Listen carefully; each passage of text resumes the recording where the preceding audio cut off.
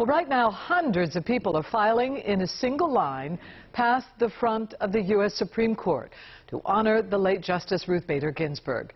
This is the first day of tributes that will last for the rest of the week. WJZ is back in Washington tonight, and Joy Burnett is live outside the U.S. Supreme Court with more on how people are honoring Justice Ginsburg. Joy.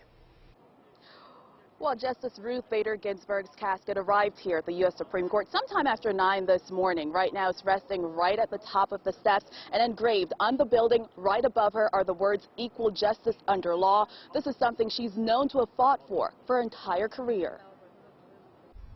When the hearse carrying the casket of Justice Ruth Bader Ginsburg arrived at the U.S. Supreme Court, her law clerks over her almost 3-decade career as a justice were already here, waiting.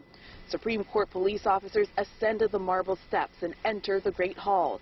Inside, Chief Justice John Roberts used humor and reverence to honor his late colleague. But when she spoke, people listened.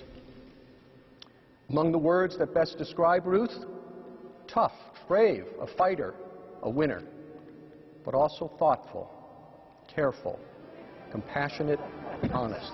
Outside the court, the lines meandered along the side of the building. I could not let this moment go by without coming to give thanks.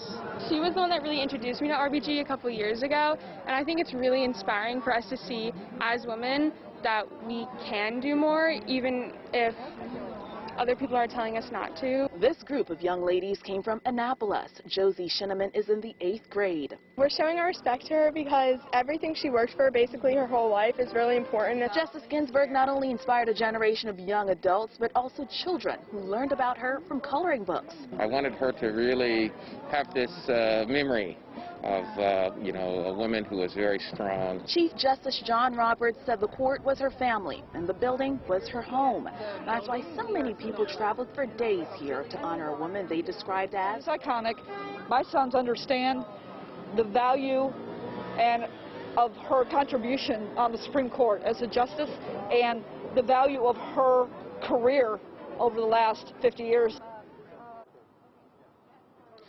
Well, Justice Ginsburg will lie in repose here at the U.S. Supreme Court for another day, then in state at the U.S. Capitol. Rick, Denise.